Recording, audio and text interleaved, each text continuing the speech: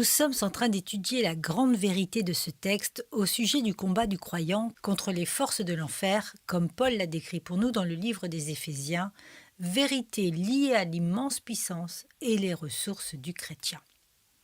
Il ne veut pas que nous devenions trop confiants.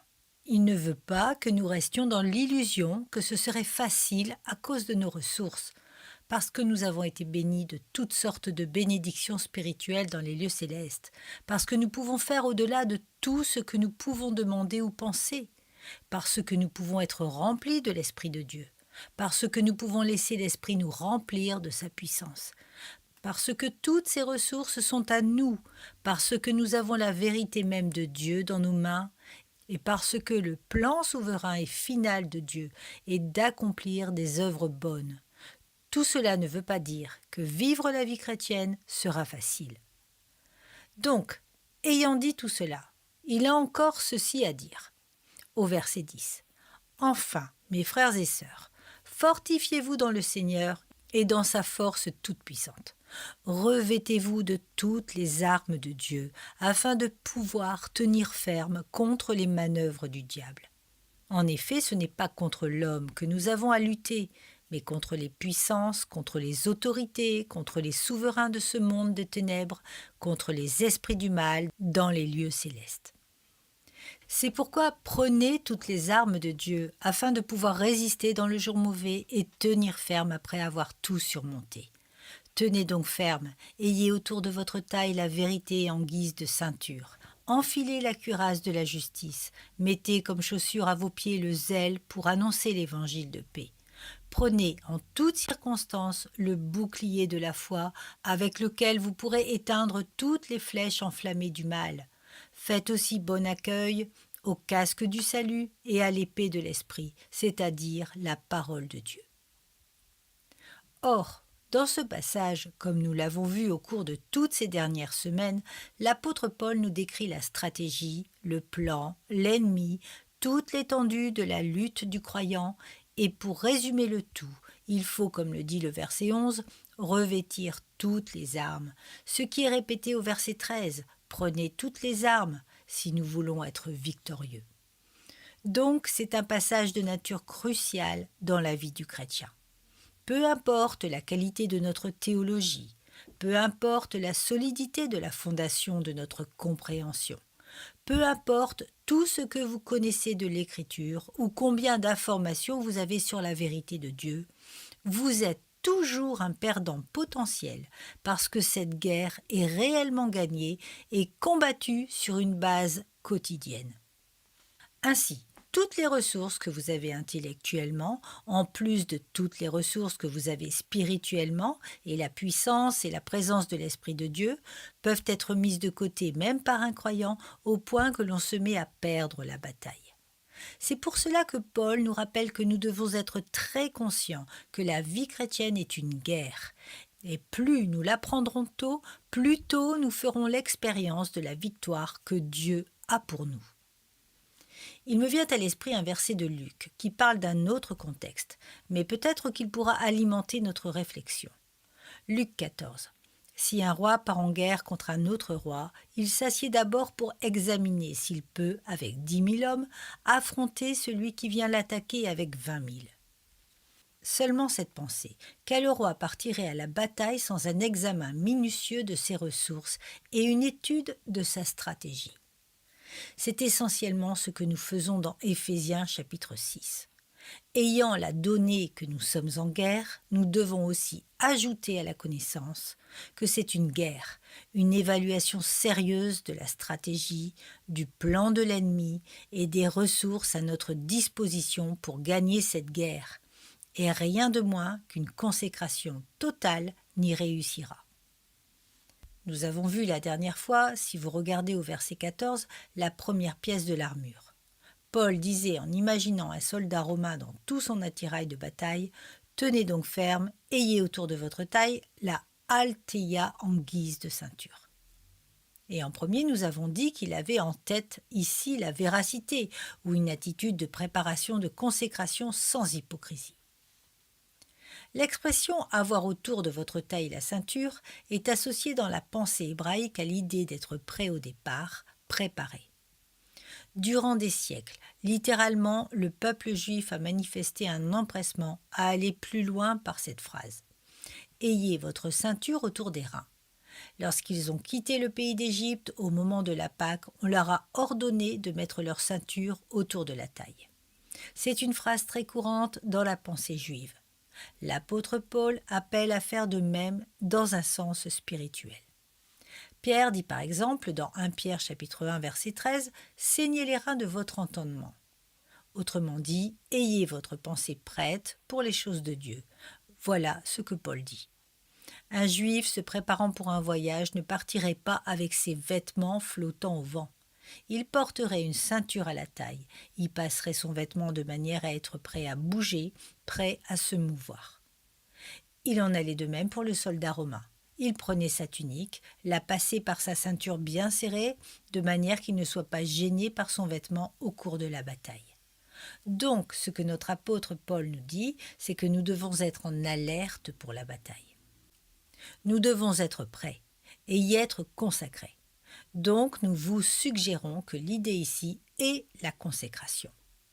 Vous savez, une des choses qui arrivent, et nous en avons parlé en groupe d'anciens il y a quelque temps, lorsqu'une église se met à croître comme la nôtre, des gens s'ajoutent à une périphérie qui s'éloigne de plus en plus au fur et à mesure que l'église s'agrandit et devient plus nombreuse. Il semble que c'est comme si, d'une manière générale, il y avait une diminution d'engagement à la périphérie parce que ces gens ne se sentent pas une partie du noyau, et ils deviennent comme des spectateurs. Le niveau d'engagement se met à diminuer, et cela devient notre responsabilité d'interpeller constamment les gens à s'engager, parce que plus l'Église grandit, plus l'impact potentiel grandit, et plus forte devient la résistance de l'ennemi, plus nécessaire devient le besoin d'engagement. Vous voyez ? Jerry Mitchell m'a fait l'honneur récemment de manger avec lui et son ami le général Zonik Shaham, qui a parlé un dimanche à un groupe de bâtisseurs de foyers, je crois. C'est un général israélien qui a à son actif une ribambelle de victoires longues comme le bras, et c'est un homme exceptionnel, non chrétien, d'orientation très sioniste, quelqu'un qui croit à la souveraineté de l'État d'Israël, et qui est très respectueux de la grande tradition de l'histoire de ce grand peuple. J'ai donc eu le privilège de manger avec lui, et le moins que je puisse vous dire, c'est qu'il est une personne vraiment fascinante. Je lui ai posé beaucoup de questions sur toutes sortes de sujets, puis il m'a dit « J'ai apprécié votre sermon. Je suis entré et je vous ai entendu prêcher l'autre dimanche. » Il a dit « J'apprécie ce que vous avez dit de l'engagement, parce que, a-t-il dit, l'engagement est tout pour nous. » Il a dit « Les gens pensent que nous sommes un super peuple, ou que nous avons une super intelligence, ou de la super force, et que c'est pour cela que nous gagnons. Mais c'est réellement la consécration. » Puis il a ajouté « Et à propos, ce que vous avez dit, que ceindre ses reins signifie consécration et d'être préparé et prêt, est tout à fait juste. Nous utilisons encore cette expression. » Il a ajouté « Laissez-moi vous en donner une illustration. J'ai un ami dans la vallée de San Fernando qui est juif. Il a un fils et son fils voulait venir vivre en Israël. Donc il est venu pour s'établir, je crois, dans un kibbutz. Et il a dit « Après plusieurs années là-bas, à peu près 2 ans environ, il a atteint l'âge où il devait entrer à l'armée ou retourner aux États-Unis. Et il a dit « Franchement, se sentant comme d'autres Américains, il allait choisir la vie tranquille et retourner en Amérique, plutôt que de s'engager dans l'armée israélienne. Alors j'ai été surpris de voir qu'il a rejoint l'armée. Eh bien, la chose suivante que j'ai vue, c'est que j'ai reçu de lui une lettre demandant un entretien privé avec moi parce que je le connaissais, et j'ai supposé que, comme tout autre garçon américain, il dirait « Regardez, général, vous me connaissez et je vous connais. Que ce soit aussi facile que possible. Trouvez-moi un poste dans un bureau, que je puisse mettre mes pieds sur la table, etc. » Et il me demanderait une faveur. Eh bien oui, il est venu me voir. Il s'est présenté au bureau et voici sa requête.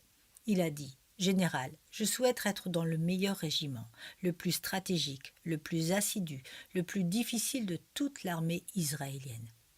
Lequel est-ce et comment puis-je y rentrer ?» Et le général l'a informé du fait que c'était un commando de parachutistes de frontière qui avait les missions les plus dangereuses, se trouvant sur la ligne de front, faisant face avant tous les autres aux aléas de ce que la guerre peut présenter. Alors il répond « Voilà le groupe ». Mais il dit « Ce qu'il faut pour intégrer ce groupe est incroyable ». Il dit « La formation se conclut par 4 jours entiers de marche forcée. Il fallait grimper sur la montagne qui conduit à Masada en plein désert en portant l'équipement complet. C'est ainsi qu'elle se termine. » Et il a répondu « C'est ce que je veux ». Il a signé et peu après il a achevé la formation, complètement aplati sur son ventre, incapable de bouger, car plus aucun de ses muscles ne fonctionnait. Mais il a réussi. Le général Shaham m'a dit « Voilà pourquoi nous gagnons. Nous gagnons parce que de telles personnes sont consacrées. » Et c'est essentiellement ce que l'apôtre Paul nous dit dans tout ce concept de la ceinture de la véracité. Mes amis, c'est la guerre. Le monde nous trompe avec une belle vie, mais nous sommes engagés dans une bataille spirituelle et nous gagnons lorsque nous sommes sérieux concernant la bataille. L'Église de la grâce veut atteindre un potentiel inespéré dans cette ville, dans ce pays, dans le monde. Je crois qu'il n'y a aucune limite à ce que Dieu peut faire, si ce n'est notre manque d'engagement. Je pense que réellement c'est là que tout commence, comme Paul l'a indiqué. Vous remarquerez encore qu'au verset 14, il dit qu'un soldat romain devait aussi avoir une cuirasse, et Paul l'appelle la cuirasse de la justice. Aucun soldat romain sensé ne serait parti au combat sans sa cuirasse. Même s'il était capable de dominer l'adversaire personnel qu'il combattait, il pouvait être atteint d'une flèche venant des autres soldats et être frappé à un endroit vulnérable.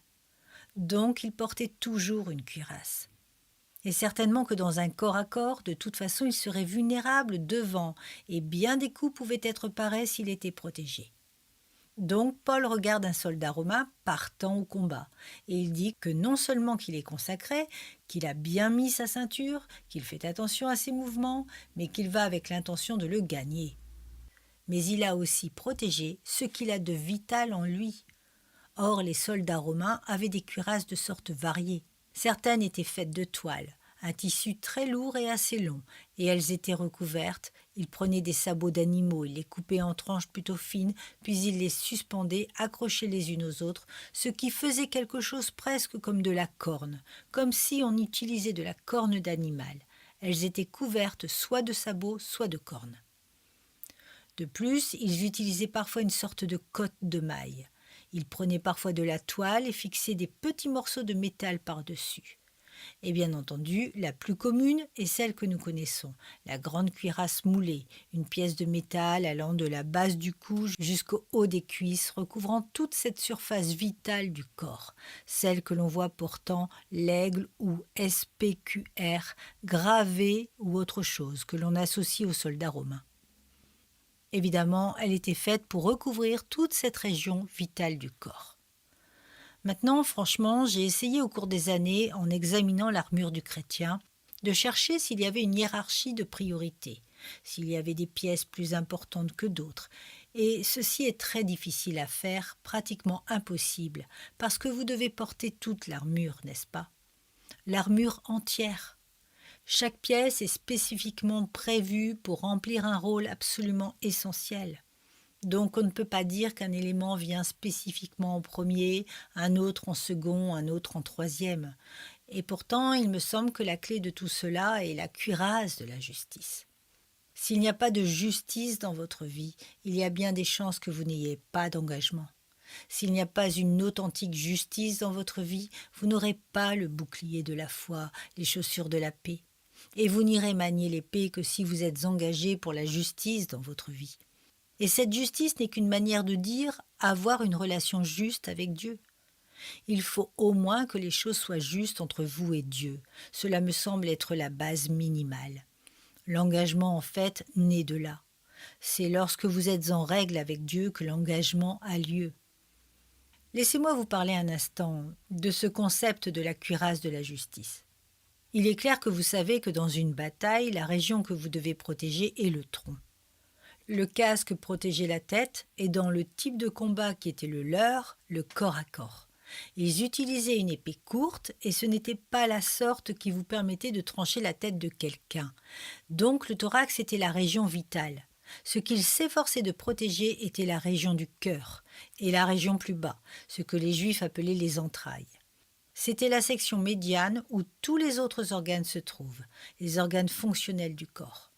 Donc la cuirasse couvrait deux endroits vitaux, le cœur et l'abdomen. Or, pour les Juifs, ceci avait un sens important. Symboliquement, le cœur représentait la pensée. La Bible dit dans Proverbe 23 au verset 7 « Comme un homme pense dans son quoi ? Dans son cœur, tel qu'il est. Du cœur procèdent de mauvaises pensées. Le cœur est l'aspect de la vie qui pense. En termes ou en symboles hébraïques, le cœur veut dire la pensée. Le cœur de l'homme est tortueux plus que tout et il est incurable. La pensée est associée au cœur. Les entrailles sont associées aux sentiments et aux émotions. On parle d'entrailles de miséricorde ou de fermer les entrailles de l'amour ou de ne pas aimer quelqu'un correctement. C'est parce que les émotions nous donnent des sensations à l'estomac, n'est-ce pas ? Les émotions nous atteignent au ventre. Nous avons mal au ventre lors de certaines émotions. Ainsi, pour les Hébreux, c'est une bonne manière de le montrer. Le cœur donc parle du processus de la pensée et les entrailles font référence aux émotions. Si nous pouvons reporter cela aux images liées à l'armure, c'est ce que nous disons. Satan veut attaquer le croyant principalement dans deux endroits. 1. Dans sa pensée. 2. Dans ses émotions. L'un est dans sa manière de penser, son ressenti, l'autre dans sa manière de répondre émotionnellement. Et le croyant doit se protéger, parce que c'est là que Satan attaque. Il nourrit nos pensées de fausses informations. Il nourrit nos émotions de fausses informations. Il veut embrumer nos pensées de fausses doctrines, de mensonges, de contre-vérités religieuses, de tout ce qu'il peut, et il veut faire appel aux mauvaises parties de nos émotions.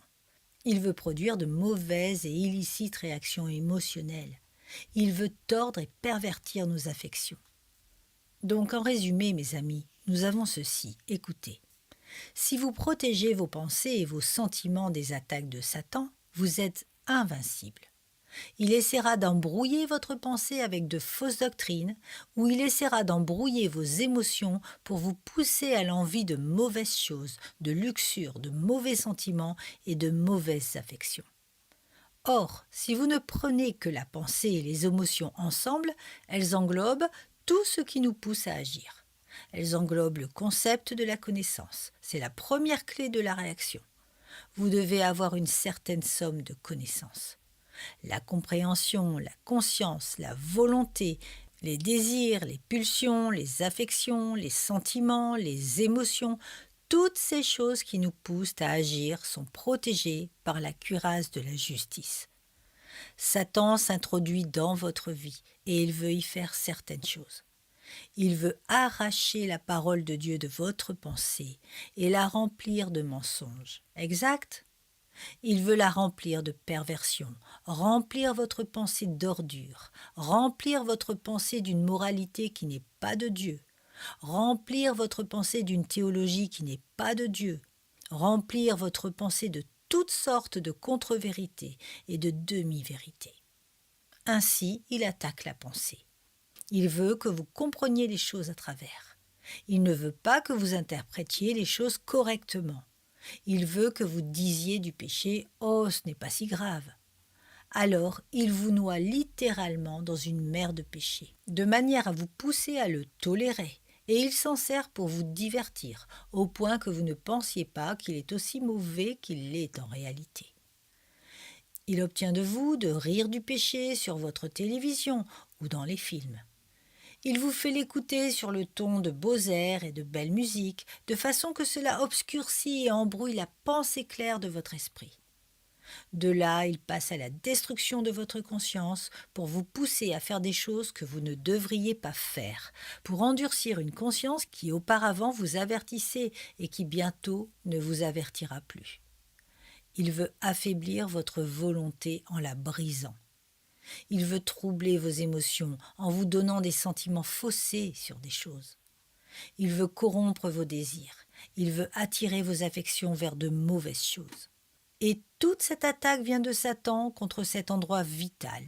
Et l'apôtre Paul dit simplement qu'il est protégé par la justice. Par la justice. J'ai remarqué récemment en lisant le journal que le département de la police municipale de New York fait une campagne pour recueillir des fonds pour acheter des gilets pare-balles pour tous leurs officiers. Nous pouvons le comprendre, c'est l'endroit vital. C'était vrai pour le soldat romain. C'est l'endroit vital pour lui. C'est vrai pour le croyant, l'endroit vital est le même. Protégez votre pensée et vos sentiments, et vous êtes invincible face à Satan. Quelle est donc la justice dont parle Paul? De quoi parle-t-il exactement? Il n'y a que 3 choses possibles à considérer.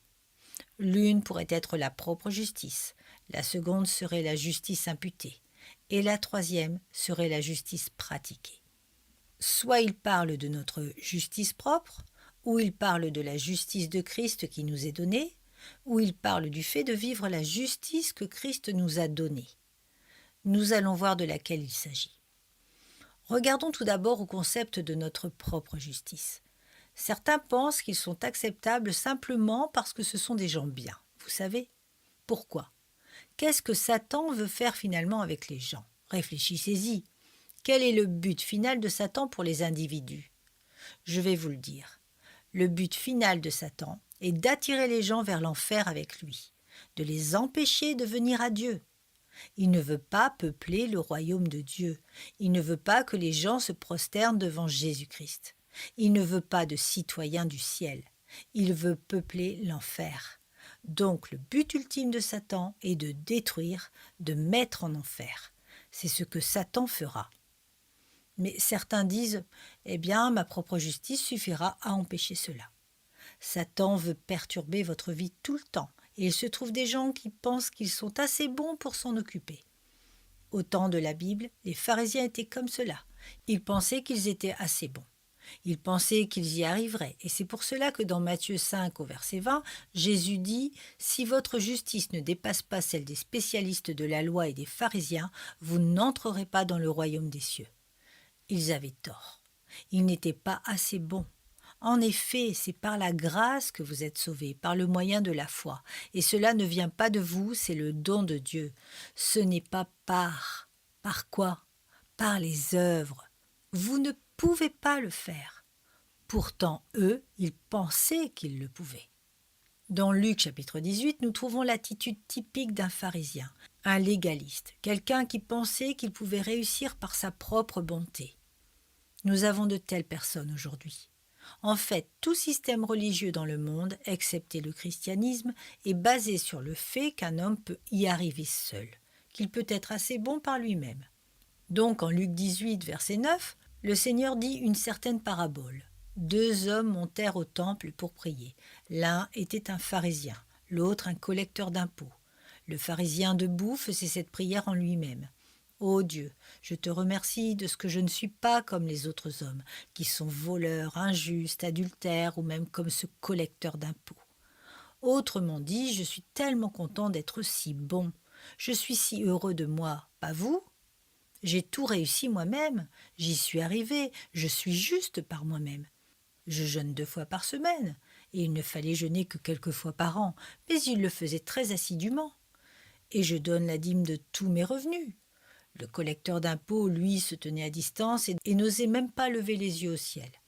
Mais il se frappait la poitrine en disant « Ô Dieu, aie pitié de moi qui suis un pécheur. » Jésus dit « Je vous le dis, lorsque ce dernier descendit chez lui, il était considéré comme juste, mais pas le pharisien.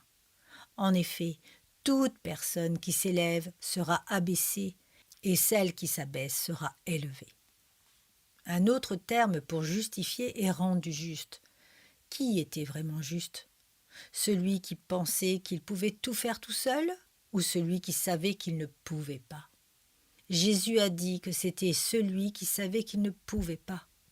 On pourrait appeler l'histoire un homme bien qui finit en enfer et un mauvais homme qui est entré au ciel.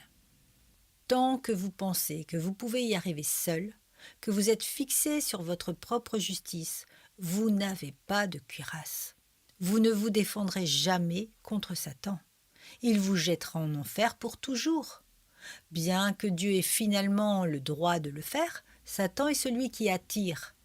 Tout ce que vous pouvez faire de mieux n'est pas satisfaisant. Ésaïe chapitre 64 au verset 5 dit « Tous vos actes de justice sont comme un vêtement souillé ».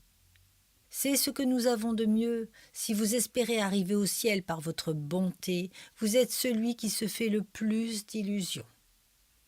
Dans Romains chapitre 3 verset 10, nous lisons ces paroles très provocatrices. « Il n'y a pas de juste, pas même un seul. Aucun n'est intelligent, aucun ne cherche Dieu. Tous, ils se sont détournés, ensemble ils se sont pervertis. Il n'y en a aucun qui fasse le bien, pas même un seul. » Le mot perverti veut dire devenir aigre comme du lait. Toute la race humaine est devenue aigre. Personne n'est juste, absolument personne dans tout l'ensemble. Il en résulte, comme il est dit à la fin du verset 19, que toute bouche soit fermée et que le monde entier soit reconnu coupable devant Dieu. Pourquoi ? Verset 23. Tous ont péché et sont privés de la gloire de Dieu.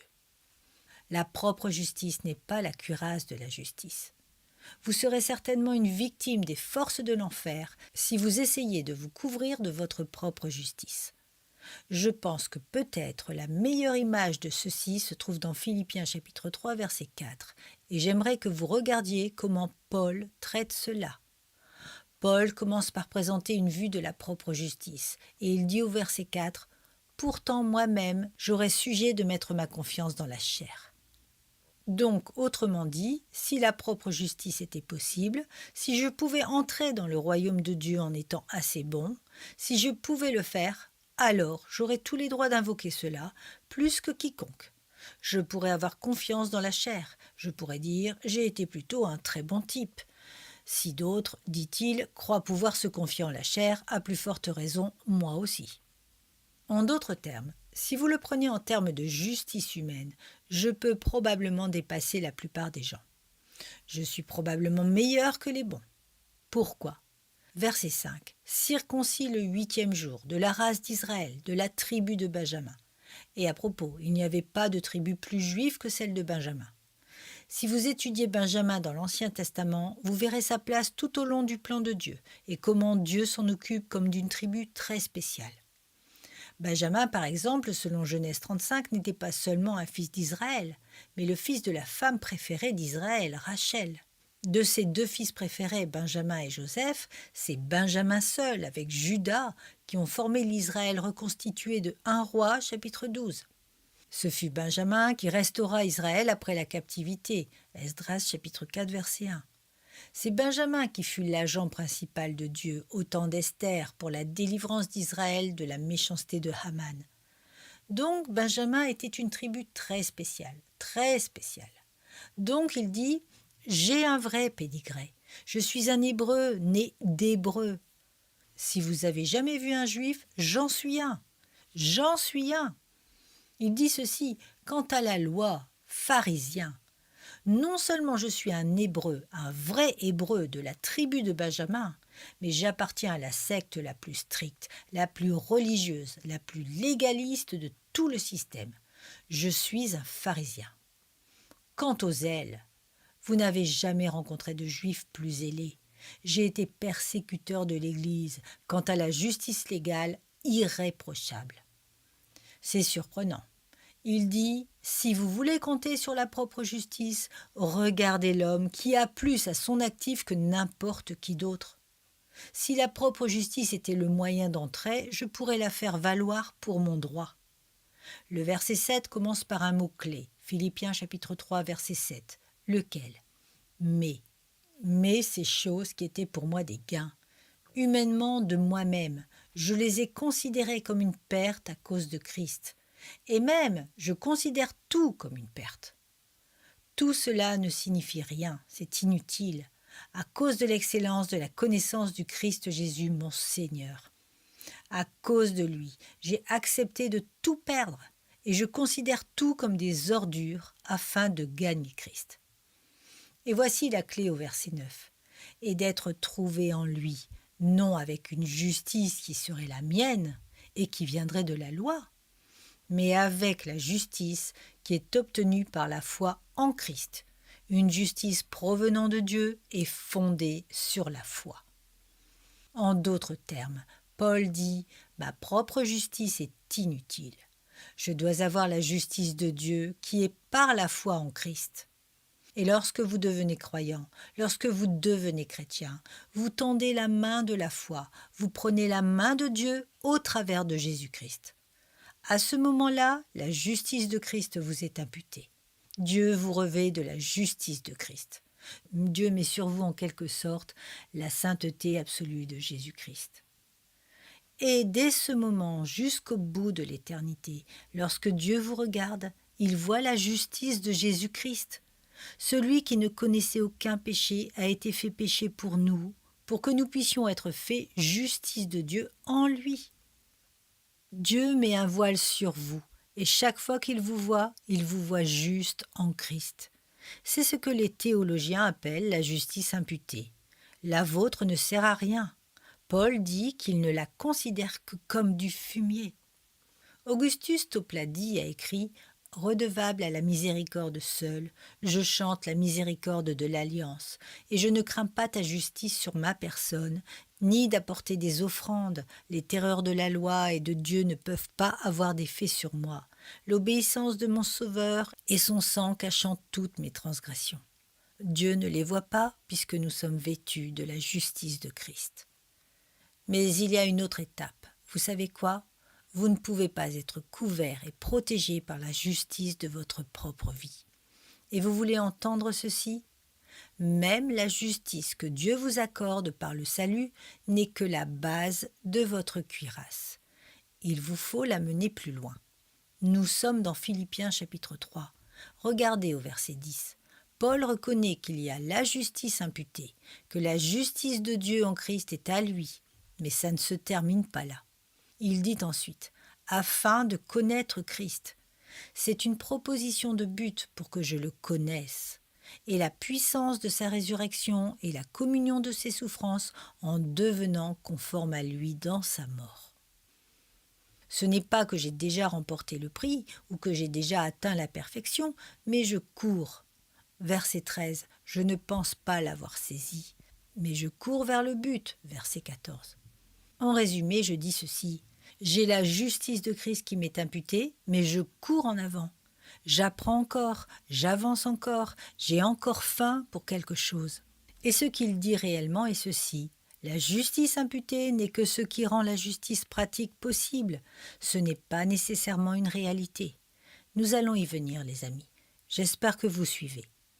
Écoutez, lorsque vous avez été sauvés, vous avez reçu la justice de Jésus-Christ. Cette justice vous couvre pour toute l'éternité. Mais pour pouvoir vivre la sorte de vie qui aura la victoire dans la bataille contre Satan, vous devez appliquer les principes de justice disponibles dans sa justice aux affaires de votre vie de tous les jours. Il y a des chrétiens, vous savez, qui pensent que du moment qu'ils ont la justice imputée par Christ, peu importe ce qu'ils font. Je n'oublierai jamais l'histoire que mon père racontait à propos d'un homme qui était dans le ministère pastoral. Il se trouvait un jour avec lui et il l'a entendu sortir une série de jurons. Choqué, il lui a dit « Qu'est-ce qui vous a pris de dire cela ?» Il a dit « Oh, peu importe, je suis couvert par la justice de Christ. Ce n'est que ma vieille nature. Qu'allez-vous faire de votre vieille nature de toute façon ?» À une autre occasion, l'homme a dit qu'il avait décidé d'aller voir un bar de nudistes, à quoi une personne qui l'accompagnait lui a répliqué « Qu'est-ce que tu veux dire ? Tu dis vraiment que tu veux y aller ?» Eh bien, a-t-il dit, cela n'a pas vraiment d'importance. Vous voyez, je suis couvert de la justice de Christ. C'est seulement ma vieille nature. On ne peut pas faire cette sorte de dichotomie. On ne peut pas isoler ces choses. Le fait que nous soyons couverts par la justice de Jésus-Christ ne garantit pas que nous vivrons à chaque instant comme nous devrions le faire. Cela garantit seulement que nous le pouvons. C'est la différence qu'il y a entre le statut et la pratique. Votre statut est sûr pour toujours, mais votre pratique n'est pas toujours à la hauteur. C'est là le vrai problème. C'est pour cela que Paul dit, pour sûr, j'ai reçu la justice de Dieu, mais cela ne veut pas dire que j'ai atteint le but. Cela ne veut pas dire que j'ai saisi le prix. Cela ne veut pas dire que je suis arrivé au bout. Maintenant, je dois, comme il le dit au chapitre 2, travailler à mon salut pour que je puisse accomplir ce que Dieu veut faire dans ma vie. C'est là, mes amis, que vous avez la cuirasse. La cuirasse est mise lorsque nous vivons une vie de justice et de sainteté. Bien entendu, la fondation vient de Christ, absolument. Le comte Zinzendorf a écrit ce bel hymne traduit par John Wesley. J'aime le chanter, et vous l'avez aussi chanté. Il dit ceci, « Jésus, ton sang et ta justice sont ma beauté et mon vêtement glorieux.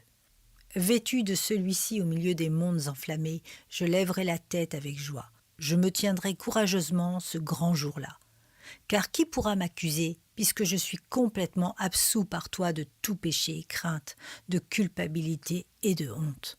Oh, que les morts alors entendent ta voix. Ordonne alors à tes exilés de se réjouir.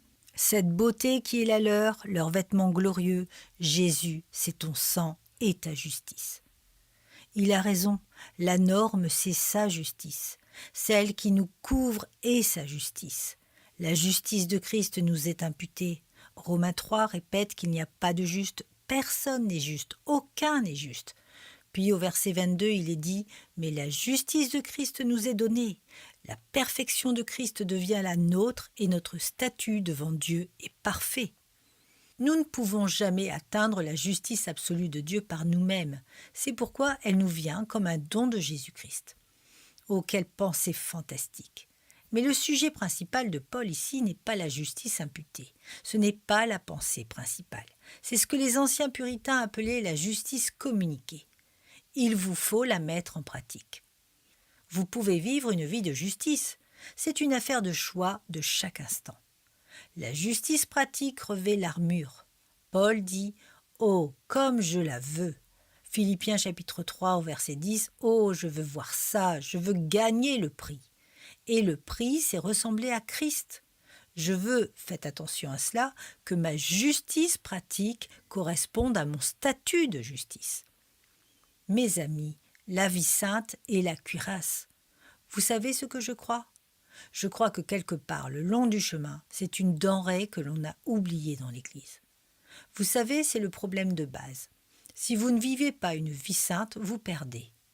Vous direz, très bien, qu'est-ce que l'on perd ? En premier, vous allez perdre votre joie. Je vous le promets. Si vous ne vivez pas une vie de justice, Dieu vous retire sa bénédiction. 1 Jean chapitre 1 verset 4 dit « Nous vous écrivons cela afin que votre joie soit complète. » Mais l'idée est que ces choses sont écrites pour que, en y obéissant, votre joie soit complète.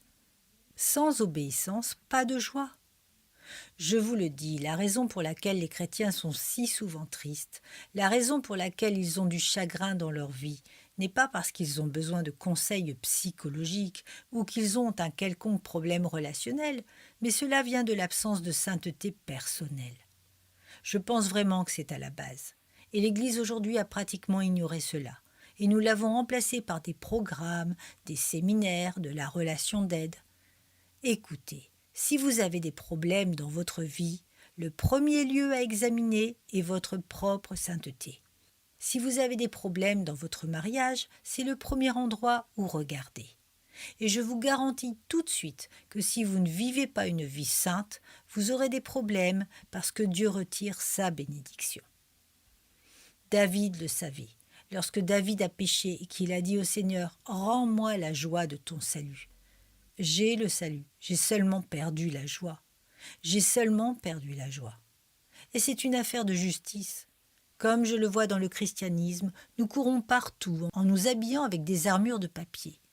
Vous savez, lorsque vous allez au restaurant et que vous avez vos petits avec vous, on vient attacher ce truc autour de leur cou. Je le vois comme la cuirasse typique du chrétien moderne. C'est absolument inutile. Il consiste en un système ou une méthode ou un programme. Vous savez, ma vie a des problèmes, notre famille a des problèmes. Eh bien, ce qu'il vous faut, c'est entre 10 et 12 séances avec un conseiller. C'est ainsi qu'on met une cuirasse de papier. Ce n'est pas cela dont vous avez besoin. Ce qu'il vous faut, c'est 10 à 12 heures dans la présence de Dieu, jusqu'à ce que vous fassiez de l'ordre dans toutes les caractéristiques profanes de votre vie, et que vous vous mettiez en règle avec lui. Voilà ce qu'il vous faut. Et c'est ce que je demande dans mes prières pour l'Église de la Grâce et pour nos églises.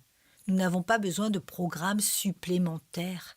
Nous n'avons pas besoin de nouvelles méthodes. Ce qu'il nous faut, c'est davantage de sainteté dans nos vies. C'est la base. Et nous sommes dans une société qui se noie dans un océan d'immoralité, de matérialisme et d'un humanisme qui nous envahit à tel point que nous en sommes tellement victimes que nous passons à côté du domaine de la sainteté personnelle et même au nom de Jésus-Christ, sous le drapeau des ministères, nous mettons à la place une armure de papier, des programmes, des techniques, des méthodes. J'appelle cela des trucs chrétiens. Ce ne sont que des trucs qui n'ont aucun effet sur le vrai problème. Regardez à votre propre vie. Avez-vous des problèmes dans votre famille? Vérifiez votre sainteté personnelle. Êtes-vous fidèle dans la lecture de la parole de Dieu? Votre vie de prière est-elle ce qu'elle devrait être? Aimez-vous votre famille comme il le faudrait? Parlez-vous de Jésus-Christ sans honte dans votre société, votre culture, où que vous soyez? Donnez-vous au Seigneur ce que vous devriez donner en vous privant, et gérez-vous avec soin tout ce qui vous reste à garder? Vivez-vous une vie juste dans les domaines de votre vie, comme vous avez décidé de faire et comme Dieu en montre les lignes dans sa parole? Parce que si vous ne le faites pas, comment pouvez-vous vous attendre à ce que votre vie marche bien? Car si c'était le cas, alors Dieu renoncerait à ses propres buts, n'est-ce pas? C'est là que nous devons aller. Mais vous savez, les gens veulent trouver une réponse minimale. Ils préfèrent porter une cuirasse en papier plutôt que de traiter le vrai problème. S'il y a de la désobéissance dans votre vie, s'il y a du péché dans votre vie qui n'est pas confessé et que vous ne vous en êtes pas repenti et que vous continuez à le commettre, que vous avez de mauvaises attitudes, que vous ruminez de la rancune, qu'il y a des problèmes que vous ne réglez jamais, si vous cultivez de mauvaises pensées, que vous dites des choses qu'il ne faudrait pas dire, si vous faites des choses inadmissibles et que vous persévérez dans cette voie, je vous promets et vous garantis que vous allez avoir de graves problèmes. Vous allez perdre votre joie. Encore une chose qui va arriver, c'est que vous perdrez votre productivité. Vous ne produirez plus rien. Vous allez vous flétrir, tout comme un sarment sur le cep. Et je vais vous dire une troisième chose. Vous allez aussi perdre votre récompense. Jean dit, prenez garde à vous-même afin de ne pas perdre le fruit de votre travail, mais de recevoir une pleine récompense. Certains parmi vous vont diminuer leur capacité de service pour Dieu pour toute l'éternité au ciel. Et j'ajouterai encore une chose. Vous allez jeter du discrédit sur la gloire de Dieu. Pourquoi voudriez-vous vivre ainsi? Êtes-vous ingrat envers Dieu au point tout d'abord de vivre une vie de péché, une vie injuste et perdre la joie qu'il veut vous donner? Diriez-vous non à ces dons? Êtes-vous si ingrat envers le potentiel de Dieu en vous au point de vivre une vie injuste et de dire non à tout ce qu'il veut produire par votre vie? Diriez-vous non à Dieu pour ce dont il veut que vous jouissiez pour toute l'éternité dans son royaume céleste en vous privant? Diriez-vous non à Dieu qui cherche la gloire parmi les hommes en vivant une vie injuste qui discrédite son nom? Voyez-vous à quel point cela est insensé? Et c'est un affront envers lui. Dieu se tient comme au bord du ciel. Ses mains sont remplies de bénédictions. Ces bénédictions incluent la joie, la production de fruits, les récompenses finales et la gloire pour lui-même. Et voudriez-vous lui tourner le dos et poursuivre votre propre état de péché? Écoutez, mes amis, comme je l'ai indiqué plus tôt, nous n'avons même pas commencé de voir ce que Dieu pourrait faire avec cette Église, en ce lieu, dans ce pays et partout au monde, si nous nous mettions à harmoniser réellement nos vies avec les principes de justice de la parole de Dieu. Et je m'adresse à moi tout autant qu'à n'importe qui d'autre. C'est la base. Si vous avez des problèmes, ceux-ci sont directement liés à ce domaine de votre vie. Je vous le dis, si les choses sont correctes dans votre vie et que vous êtes juste devant Dieu, probablement que vous n'auriez même pas trop d'épreuves, parce qu'il n'y aurait pas grand-chose à affiner. Ainsi Dieu nous présente la simplicité dans sa parole. Cela m'effare toujours de voir comment les chrétiens veulent toujours ignorer la base toute simple et remplacent une solution biblique claire par une réponse superficielle. Bon, ce que j'essaie de dire, c'est de mettre votre armure, mes amis. C'est la guerre et je ne serai jamais satisfait. Je continuerai de dire jusqu'à mon dernier souffle, Seigneur, je veux gagner cette dernière bataille. Je crois que Dieu veut que nous accomplissions ce que nous pouvons avec le potentiel qu'il nous a donné, et je pense que cela implique que chacun de nous s'y consacre. Écoutez, je voudrais que vous réfléchissiez encore avec moi 1 ou 2 minutes. Dans 1 Pierre chapitre 2 verset 11, Pierre dit ceci. « Bien-aimés, je vous exhorte. » Il est là, à genoux, et les supplie, en tant qu'étrangers et voyageurs, à vous abstenir des désirs charnels qui font la guerre à l'âme. Pierre dit « c'est la guerre, et à moins que vous ne soyez engagés pour la justice. » Et par cela, je ne veux pas dire que vous ne péchez plus jamais. Je veux dire que ce sera de moins en moins fréquent, et quand cela arrive, vous le confessez, vous vous en repentez et vous vous en détournez. Vous traitez cela devant Dieu. Vous êtes assez honnête pour évaluer votre vie. Il dit « Je vous en supplie, abstenez-vous des désirs charnels, car ils font la guerre à votre âme. » Lorsque vous y cédez, vous perdez, et la joie s'en va. Votre vie ne produit plus de fruits, et la récompense s'en va. Et finalement s'en va l'honneur de Dieu face au monde. Voilà pour le négatif. Abstenez-vous des désirs charnels. Le positif vient au verset 12. Au milieu des païens, ayez une bonne conduite. Soyez consacrés, vivez une vie juste, vivez de manière irréprochable.